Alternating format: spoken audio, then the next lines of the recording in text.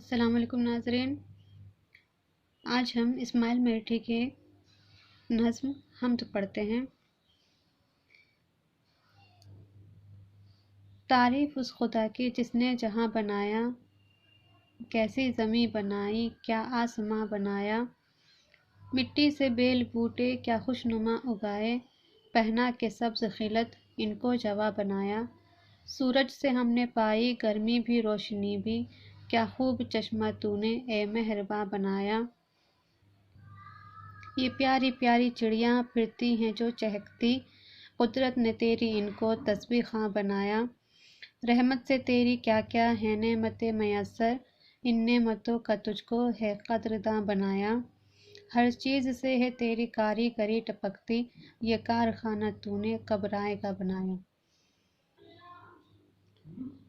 چلیے اب دیکھتے ہیں اس نظم کا مرکزی خیال کیا ہے۔ یہ حمد اسماعیل میٹھی نے لکھی ہے۔ اسماعیل میٹھی نے لکھی ہے۔ انہیں بچوں کا شاعر بھی کہا جاتا ہے کیونکہ ان کی بیشتر نظمیں بچوں کے لیے ہوتی ہیں۔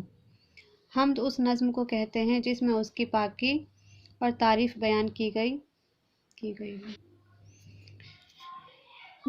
کی پاکی اور تعریف بیان کی گئی ہو اور اس کی نعمتوں پر اس کا شکر ادا کیا گیا ہو۔ اس حمد کا بھی مرکزی خیال یہی ہے کہ تمام تعریفیں اور تمام برتری اللہ ہی کو حاصل ہے، جس نے یہ پوری دنیا اور اس دنیا کی تمام چیزیں بنائیں۔ اور یہ تمام چیزیں کس کے لیے بنائیں؟ تو جواب یہی آتا ہے کہ ہم انسانوں کے لیے۔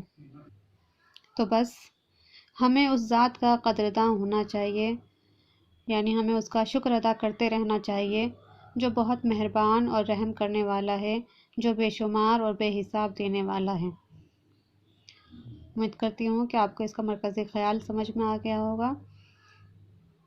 آپ بھی اس حمد کو پڑھیے اور اس کا مرکزی خیال اپنی کاپی میں لکھ لیجیے۔ شکریہ۔